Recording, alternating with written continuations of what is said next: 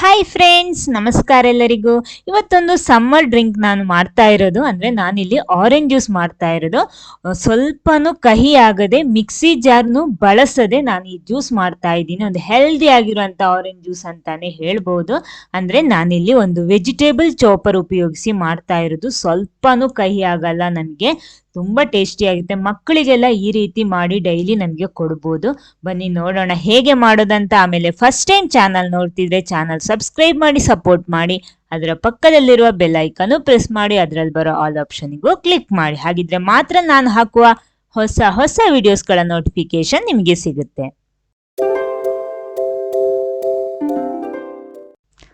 ಮೊದಲು ನಾನು ಇದಕ್ಕೆ 2 ಆರೆಂಜ್ ತಗೊಂಡಿದ್ದೀನಿ. ಅಂದರೆ ನಾನಿಲ್ಲಿ ಸಣ್ಣ ಚಾಪರಲ್ಲಿ ಮಾಡ್ತಾ ಇರೋದು. ಇದರಲ್ಲಿ 2 ಆರೆಂಜೇ ಹಿಡಿಬಹುದು.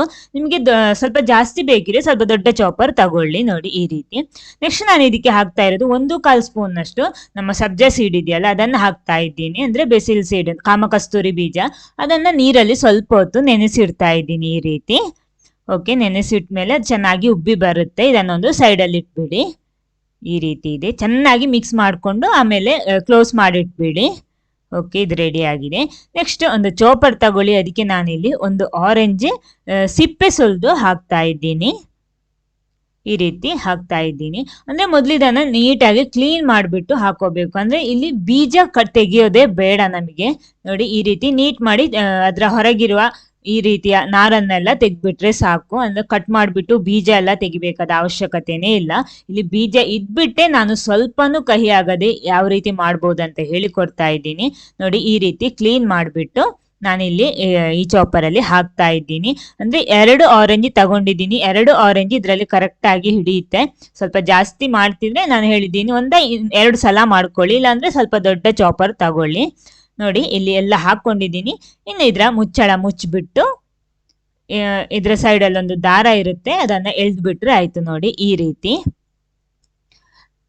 ಎಳೆದ್ಬಿಟ್ರೆ ಆಯಿತು. ನೀಟಾಗಿ ನಮಗೆ ಅದು ಹುಡಿ ಆಗುತ್ತೆ. ಆದರೆ ಅದರ ಬೀಜ ಸ್ವಲ್ಪನೂ ಬ್ರೇಕ್ ಆಗಲ್ಲ, ಅಂದರೆ ಹುಡಿ ಆಗಲ್ಲ. ಅದು ಹುಡಿ ಆದರೆ ಮಾತ್ರ ನಮಗೆ ನಮ್ಮ ಜ್ಯೂಸ್ ಕಹಿ ಆಗೋದು.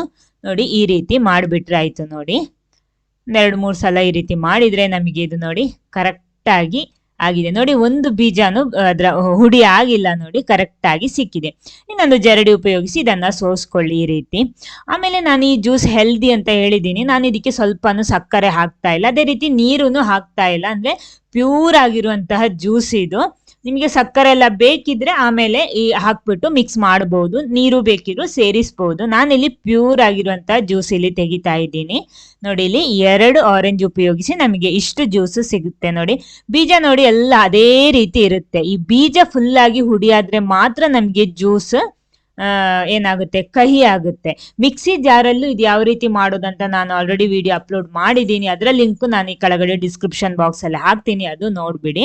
ಇಲ್ಲಿ ಐಸ್ ಕ್ಯೂಬ್, ಸಕ್ಕರೆ, ನೀರು ಅದೆಲ್ಲ ನಿಮಗೆ ಬೇಕಿದ್ರೆ ಸೇರಿಸ್ಬೋದು, ತೊಂದರೆ ಏನಿಲ್ಲ.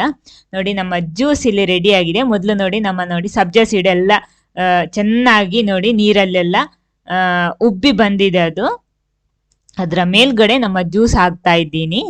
ನೋಡಿ 1 ಗ್ಲಾಸ್ ಹಾಕ್ಬಿಟ್ಟು ಸ್ವಲ್ಪ ಬಾಕಿ ಆಗಿದೆ. ನೋಡಿ ನಮಗೆ 2 ಆರೆಂಜಲ್ಲಿ ಇಷ್ಟು ಪ್ಯೂರ್ ಆಗಿರುವಂಥ ಜ್ಯೂಸ್ ಸಿಕ್ಕಿದೆ. ನೋಡಿ ಯಾವ ರೀತಿ ಇದೆ ಅಂತ. ಇದು ಸ್ವೀಟು ಕೂಡ ಹಾಗೆ ಚೆನ್ನಾಗಿದೆ, ಹುಳಿ ಜಾಸ್ತಿ ಇಲ್ಲ. ಆದ ಕಾರಣ ನಾನು ಸಕ್ಕರೆನೂ ಬಳಸಿಲ್ಲ ಇದಕ್ಕೆ.